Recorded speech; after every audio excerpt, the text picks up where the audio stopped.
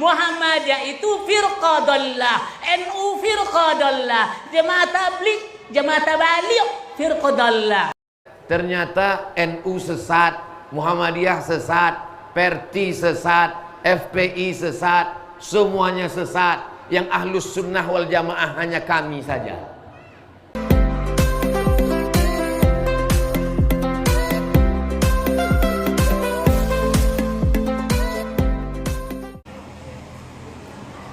Yang merampas Surau Batu ini menjadi Masjid Mujahidin, saya, Pak Mulid Nakum, Tusang Siram, Cuyut, Cuasan Bego, mana? Tuan-tuan Puturu. Kenapa demikian? Pada bulan puasa, saya ditunjuk oleh masyarakat menjadi ketua dalam acara khatam Quran. Saya minta kalau kita khatam Quran, bapak-bapak nanti ketika badikiu pakai ogung, dung dung dung dung dung dung dung badikiu, tidak boleh minum kopi Medan. Kopi Medan namanya. Tahu kamu kopi Medan? Bir cap anjing. Bir itu dibalut dengan kote long-long, kepala anjing ditempelkan situ. Itu namanya oleh kami mudah-mudahan kopi Medan. Bahwa masjid ini bisa berdiri karena ada persaudaraan, ukhuwah Islamiyah.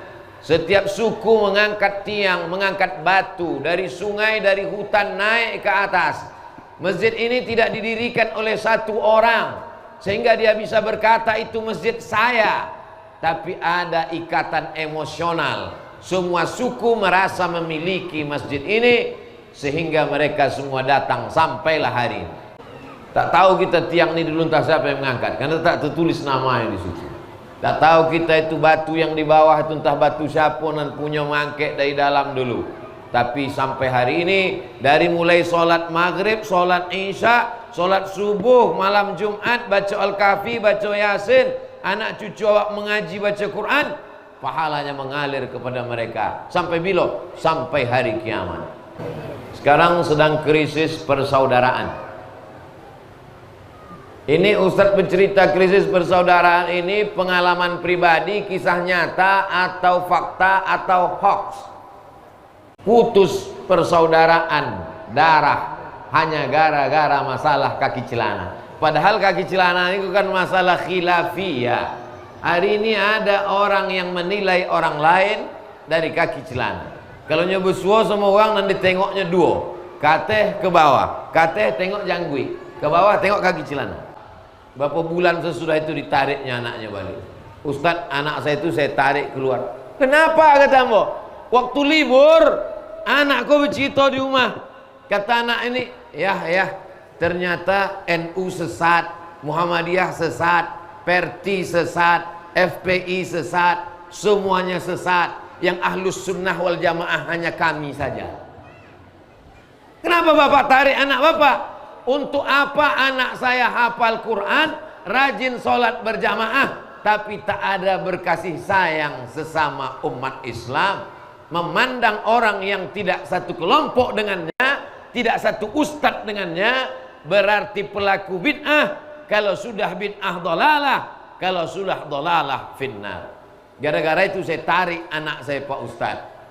Terus anak bapak tak ngapal Quran, saya pindah ke tempat yang menghafal Quran, tapi yang tidak mengajarkan permusuhan kepada orang yang berbeda. Sekarang anaknya tetap hafal Quran. Bukan tak penting sekolah hafal Quran, penting, tapi menjaga ukhuwah Islamiyah. Hanya karena berbeda mazhab, berbeda pengambilan, lalu kemudian dianggap sebagai orang melakukan bid'ah. Tapi Ustaz kan tak pernah digitukan. Belum lagi, ini panjang ceritanya. Sungguh kami wakilkan syariat Islam ini kepada satu kaum yang hidup di keliling Nabi ketika itu. Laisu biha bikafirin. Mereka tak pernah menghantam syariat Islam, tak pernah kafir kepada Allah, tak pernah kafir kepada Nabi, tak pernah kafir kepada Al-Quran, tak pernah kafir kepada hadis Nabi dan lain sebagainya. Siapa orangnya? Muhajirin wal Ansar, sahabat-sahabat yang pindah dari Mekah ke Madinah. namanya sahabat Muhajirin. Kemudian sahabat yang menunggu orang Muhajirin di Madinah dinamakan sahabat Ansor. Kepada dua kelompok inilah yang dinamakan kaum masyarakat oleh Allah Subhanahu wa taala untuk mewakili Al-Qur'an dan Sunnah. Karena sahabat ini jadi panutan, kita mengikut mereka. Yang sahabat namanya Salaful ummah, orang dahulu yang pertama masuk Islam, dan kita namanya salafi, pengikut mereka. Lajole jangan cai me elo nak salafi wahabi. Kepala lu soal. Ya ngaram, bet pun kepala orang. Kan yo, iko nomor 1 Algojo. Ya, tuang. Paling bongi kita lu. Ikutan musak kampa punya. Ada baik apa nama kopi segole. Jam 1 malam tuh si tanah minum puluh alhamdulillah. Jadi pendekar di Samsira. Godang sejarah yang boleh orang. Apa yang mendasari aliran niko? Kenapa menganggap orang lain sebagai musuh? Mengapa? Akhirnya Ustadz Mawardi menyuruh hamba membaca buku. Baca buku iko asal dasarnya. Nama penulisnya Dr. Abdul Razak Asyaiji. 52 poin yang menyebabkan mereka benci kepada orang lain. 52 poin. Buku ko tebalnya lebih 2 halaman. Kalau wak kaji malam ko sampai subuh esok ulun selesai. Dan pertama, khawarij ma'ad du'ati. Khawarij ma'ad du'at. Inya bersikap seperti kelompok khawarij terhadap dai-dai yang tidak sesuai samanya. Asal tidak sesuai samanya, maka ini bersikap seperti khawarij. Apa itu khawarij? Asal berbeda dengan inya, makanya memusuhi. Inilah cikal bakal, asal embrio, dasar bibit benih-benih radikalisme. Asal berbeda, pelaku bid'ah, fasik, kafir, puncaknya adalah kafir. Ini bukan kata ambo. Buku ku ambo baca, khawarij ma'ad du'at, dai-dai yang tidak sepaham samanya, makanya anggap sebagai khawarij. Dia anggap sebagai musuh yang perlu di puncaknya dikafirkan. Awalnya dibid'ahkan. Yang membid'ahkan ambo banyak. Pada satu hari, orang hari raya kita bikin pentas di situ. Saking ndak enak nyanyinya, dah kelewatan, diambil oleh kawan batu dukung bande. Asiko cek uang lah nih, asia. Tuah, bongi bau no kuto gagambu sebenarnya nyanyi sek ni si gua di dukung bande batu deh. Jatuh duduk situ uang. Nampak tuh? Akhirnya bubar. Ganggu apa? Pentas bubar. Karena dilempar oleh pemuda kita yang namanya siapa? Abdul Hamid ya. Jambi. Lempar dengan batu bau katanya. Udah berhentilah nyanyi. Nah itu dia orangnya. Sidanglah nenek mama ketika itu. Ya mau disidangkan maksiat. Ditempelkan di surau. Ya pentas nyanyi-nyanyi itu joget-joget batino situ. Tentu kalau malang kami nggak tanggung nengok dah. Aduh umban deh beliau dah. Tak katanya. Tuh pendekar juga sampai hari ini. Mudah-mudahan surga.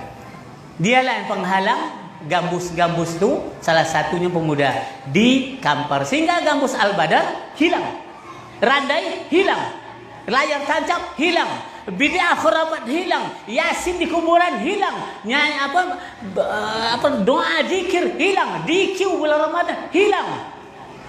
Karena pendekarnya sudah kita ambil semuanya. Inilah dakwah itu Sultan. Kalau antum bercerita nanti itu benar adanya. Ini saksinya nih. Untuk menyerang ustadz-ustadz yang tak sealiran. Ciri-ciri dai penyesat umat. 1. Membolehkan tahlilan, yasinan, maulidan. Jadi siapa yang tahlil, siapa yang baca yasin, siapa yang maulid Nabi, berarti penyesat umat. Orang yang membaca itu akan bingung, kenapa dia berani menyesatkan ustadz-ustadz. Tapi kalau dibacanya buku Abdul Razak Syaiji, nya paham. bahwa dasar mereka yang pertama adalah khawarij ma'ad du'at. Kalau ada dai yang tidak sepaham, tidak sealiran, maka dia difasikkan, dibid'ahkan, dikafirkan. Nih salah satu contoh. Ini teorinya, ini pengamalannya. Ciri-ciri dai penyesat umat: ustadz yang suka maulid, yasin, tahlil. Ada siko ustadz yang tahlil, penyesat umat. Ada siko ustadz yang maulid, penyesat umat. Ciri dai penyesat umat: mendahulukan khilafah. Inyo ingin menyerang, siapa yang ingin diserangnya kok? Hizbut Tahrir. Dua, menganggap musik dan rokok halal, termasuk Abdul Somad. Abdul Somad mengutip fatwa Syekh Yusuf Al-Qardawi. Kata Syekh Yusuf Al-Qardawi dalam kitab Fiqhul Musiqa wal Aghani, musik sama macam cakap, kalau elok halal, kalau tak elok haram. Pulang-pulang berbadan dua, halal apa haram? Halal. Balik-balik berbadan dua, berzina. Cinta satu malam, haram. Tapi kalau mengajak barakallahu lakuma, halal. Maka siapa yang menghalalkan itu? Sosek. Jadi kenapa manhaj salaf hari ini berkembang? Karena orang udah mulai memikirkan Al-Quran. Karena sudah banyak orang tertipu oleh sufi, oleh guru tarikat-tarikat, oleh suluk-suluk, oleh dukun-dukun, oleh tukang sihir, oleh paranormal. Kesemuanya menyesatkan umat. Kalau bisa tangkok masuk penjara. Saya berani mengatakan, karena dialah semenjak saya kecil hingga sampai tua yang merusak umat dukun, yang merusak umat paranormal, yang merusak umat tukang sihir, tukang bid'ah, tukang khurafat, takhayul, ahli syirik. Mereka caci maki tarekat. Tarekat ini sesat, tarekat ini batil. Sampailah ke kampung di tengah hutan, pendidikan paling tinggi SD kelas 6. Nggak ada listrik.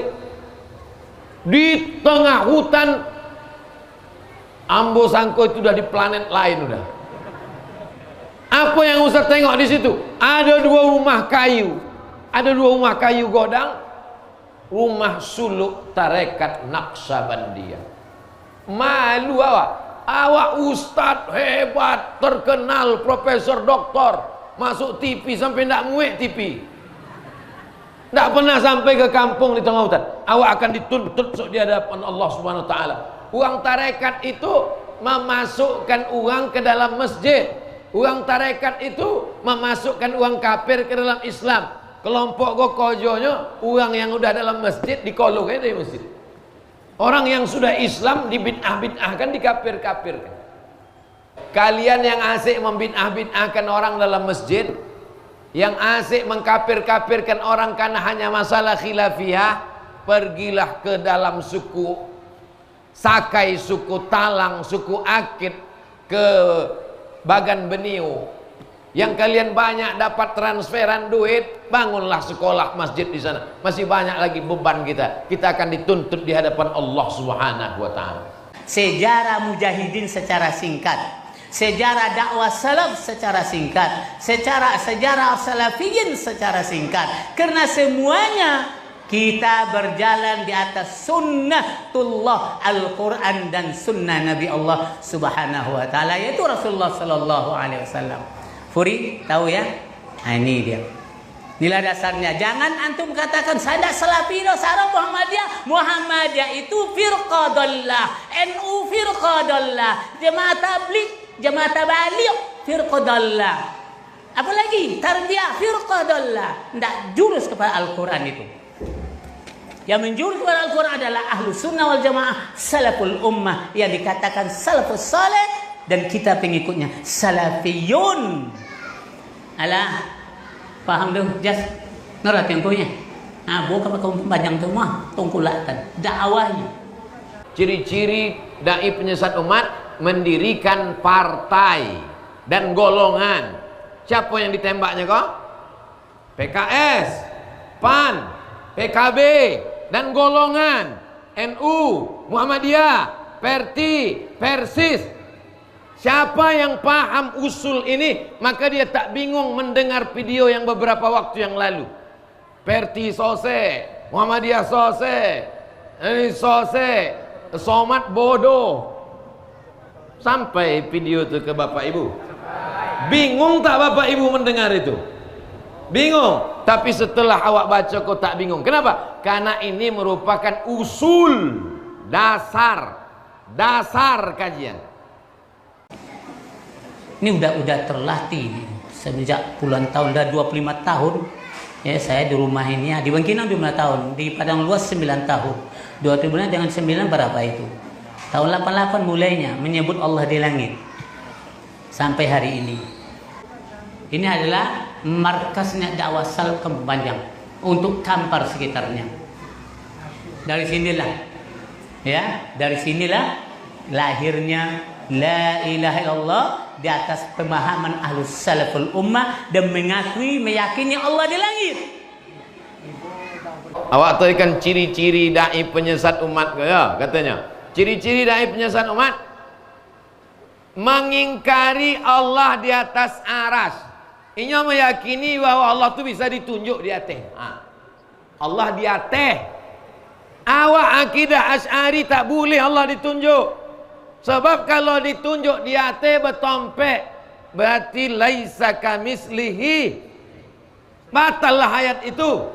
Allah sudah ada sebelum tompek itu ada. Allah sudah ada sebelum waktu itu ada.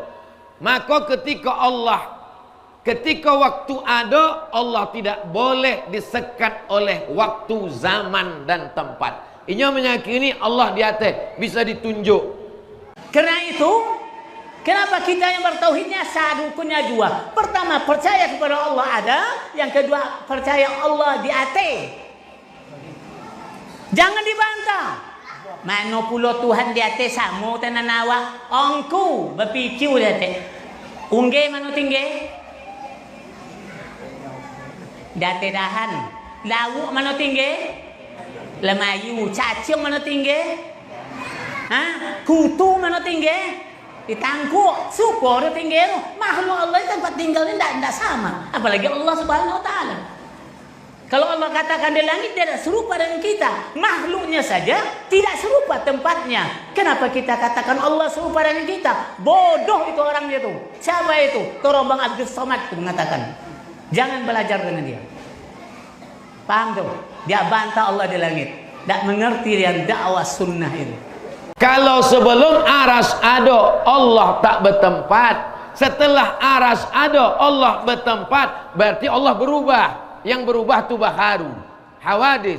Sedangkan Allah itu qadim. Maka ahlu sunnah wal jamaah, Asy'ari Maturidi menetapkan bahwa Allah maujud bila makan. Allah ada tanpa tempat. Dalam akidah Tahawiyah dikatakan Allah munazzahun anil jihatis sitti. Allah suci dari 6 arah. Tidak di atas, tidak di bawah, tidak di muka, tidak belakang, tidak di kanan, tidak di kiri. Allah tidak tersekat, terjebak dengan ruang dan waktu. Karena Allah sudah ada sebelum adanya ruang dan waktu.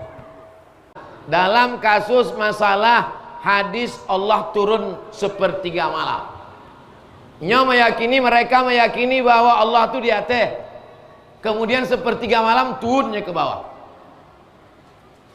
Sepertiga malam, jam 2 malam, jam 1, jam 2 malam.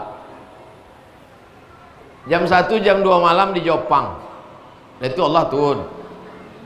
Itu tidak lama sesudah itu jam 2 malam di Cina, turun di Cina. Udah itu tidak lama sudah itu turun di Indonesia. Habis itu turun India. Siapa di atas aras itu? Waktu Allah turun ke bawah itu siapa di atas? Oh, itu tidak sama. Ungge di atas pokok kayu, ya kan? Cocak di atas dinding. Kutu di tongkok, kan di atas jo. Sama apa tidak sama? Katanya tidak sama. ingin mengatakan bahwa Allah di atas itu tidak sama. Ungge di atas, kutu di tongkok, cocak di atas, samo-samo betompek. Itu titik persamaannya. Samo-samo betompek. Tompeknya ada. Sedangkan awak menafikan tompek bagi Allah. Allah tidak bertompek.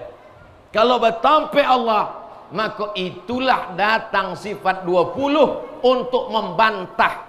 Ada yang mengatakan Tuhan itu tidak ada. Tak ada itu Tuhan, dibantah. Wujud. Yang pertama, wujud.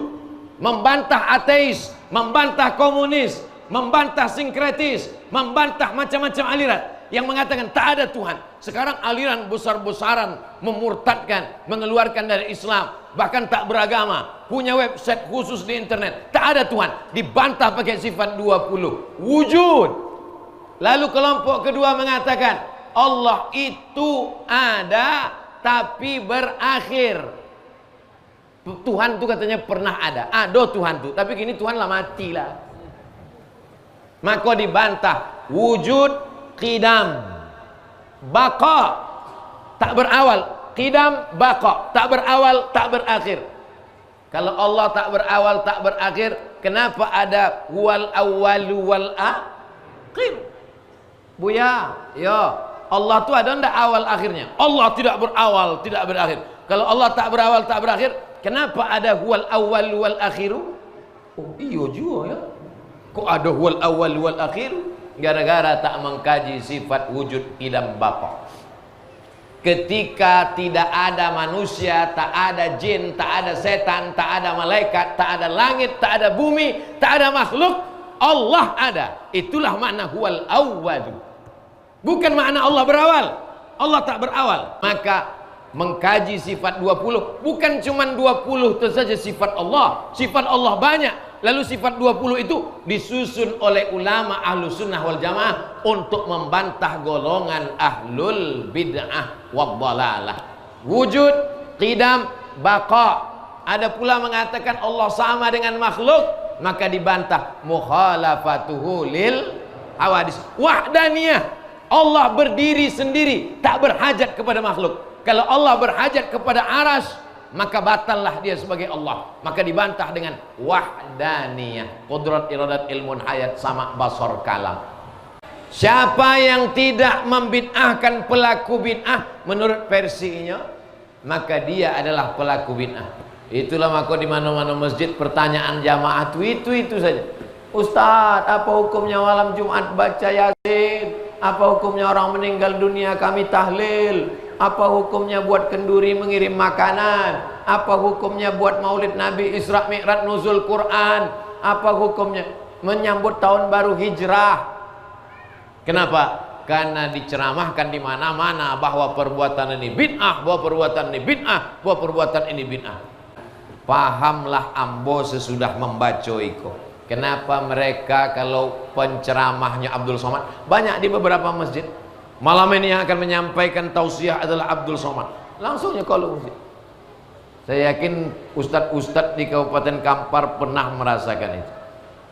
Sholat berjamaah ikut, tapi pas doa bersama bid'ah, zikir bersama bid'ah. Kau imam awak doa bersama bid'ah. Sudah habis sembahyang, la ilaha illallah, bid'ah. Itu bahaya Bapak Ibu. Apa bahayanya? Bahaya terhadap persatuan umat. Bapak Ibu yang dimuliakan Allah Subhanahu wa taala, mudah-mudahan jamaah paham. Kalau tak paham, insya Allah dia cari paham. Tapi saya yakin dari tatapan mata jamaah setengah paham, setengah tidak. Ambo ingin kita cerdas melihat masalah. Masih banyak masalah kita yang lebih besar. Apa yang Ustadz ingin sampaikan kepada jamaah? Simpulkanlah sendiri. Jamaah sekarang sudah cerdas, bisa menarik kesimpulan sendiri. Tetap jaga persatuan, tetap ikuti pengajian, jangan pernah bosan. Anak-anak masukkan ke sekolah, tahfiz Quran bagus. Tapi kalau dia hafal Quran hanya untuk mengkafir-kafirkan, membid'ah-bid'ahkan, menyalah-nyalahkan. Jangan sampai bapak ibu masukkan anak hafal Quran, balik dari situ balik tengok habis celana bapak digunting sedul. Akan datang siapa yang mau menyampaikan ceramah, minta dia untuk menyampaikan berbagai versi. Begini menurut Hanafi, begini menurut Hambali, begini menurut Maliki, begini menurut Hanafi paling tua, nomor 2 Maliki, nomor 3 Syafi'i, nomor 4 Hambali. Tapi saya dalam pengamalan saya begini. Itu lebih menenangkan, mencerdaskan umat daripada membahas dengan sesuatu yang tidak urgen. Akhirnya umat ini kacau balau, akhirnya kita rusak. Padahal kata Nabi SAW, alaikum bil jamaah, jagalah jamaah, iyakum wal furqah, jangan berpecah belah. Yadullah ma'al jamaah, Allah akan berikan pertolongan bersama jamaah. Alhamdulillah, sampai malam ini kita masih berjamaah, dan insya Allah sampai hari kiamat tetap ahlus sunnah wal jamaah. Terima kasih. Assalamualaikum warahmatullahi wabarakatuh.